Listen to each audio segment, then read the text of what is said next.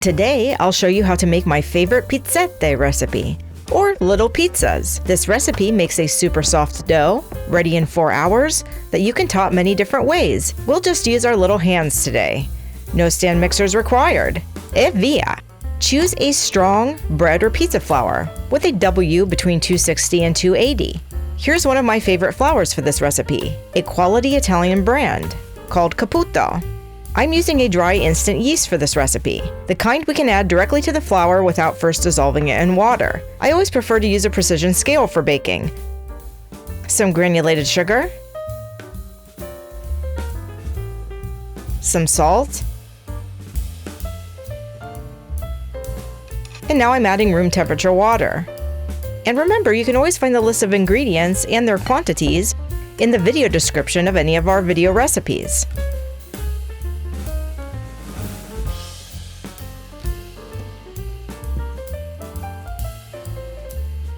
Some olive oil,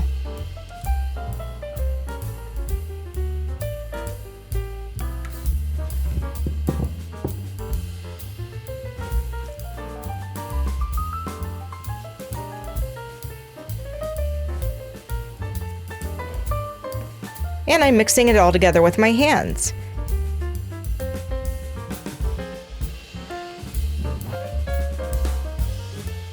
If you have a stand mixer, of course feel free to use it for mixing and kneading.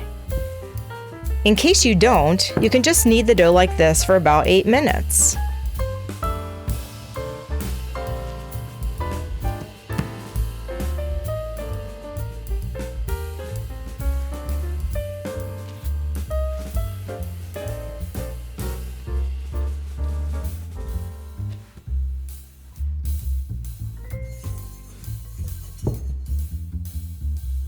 After the knead, I let the dough ball rest covered for 30 minutes.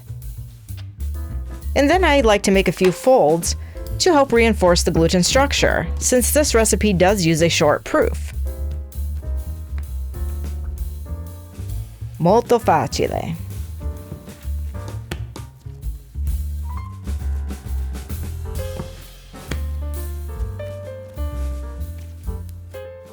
And now it's back to bed, covered of course, for about 3 hours, or until the dough is doubled in size.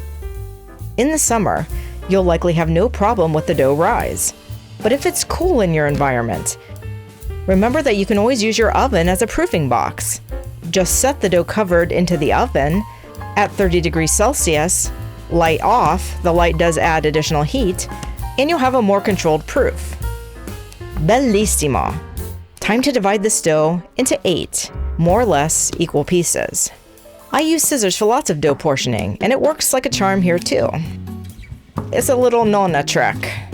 Nonnas like to use scissors for everything, from dough portioning to pizza cutting. Make a tight ball out of each piece of dough.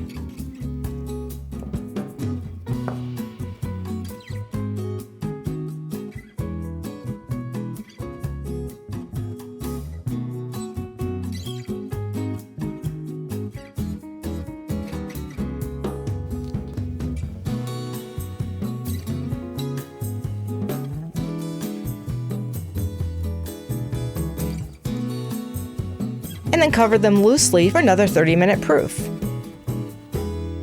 And now we can prepare 4 pizzette at a time on an oiled baking sheet.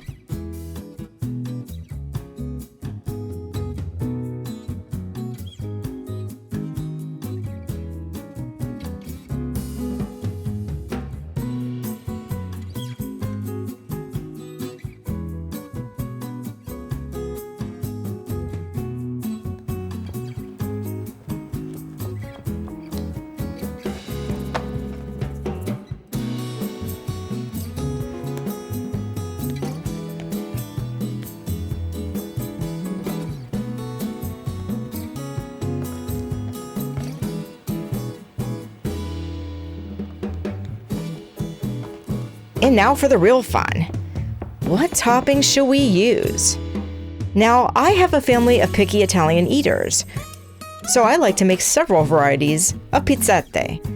If you love to add onions, as I do, try my trick and pre-cook them in the microwave for 5 minutes or so to soften them up, and make sure they are cooked enough for sensitive tummies. I also pre-cook grated potatoes, just to be sure they are nice and tender when they come out of the oven. Nothing ruins a potato pizza more than raw potatoes.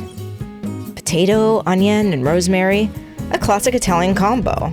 No, seriously, there's always a potato and onion pizza at any local pizzeria in Italy. You can also thinly slice the potato, and I add a drizzle of olive oil on top of each. This one I'll just make with rosemary. Without the weight of the toppings, be sure to get a good rise. And for this one, I'm going to go with onion, cherry tomatoes, and oregano. Sicilian oregano, of course. Always Sicilian. Unless you can't find it, then Greek. These are the oreganos that have the best flavor. Bake in a preheated static oven at 230 Celsius, 445 degrees Fahrenheit for 10 to 15 minutes, positioning the grill in the center of the oven. And while we wait for these to bake, let's get the rest ready. For these, I'll use some new toppings.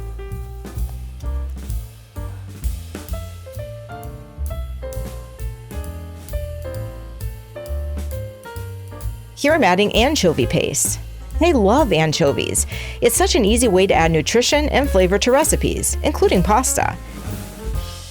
And what goes with anchovies in Italy? Why, zucchini flowers, of course! If you don't live in Italy, you may not know that in Italy, we love zucchini flowers. They are considered a real delicacy. It really makes me sad to think how they are just discarded in other parts of the world. Here we can even buy them in the supermarkets.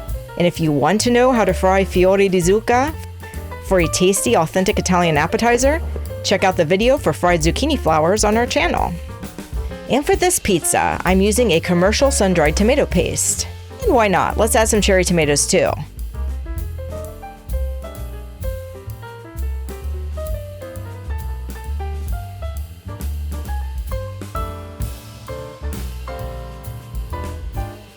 Olive, onion, and sun-dried tomato paste.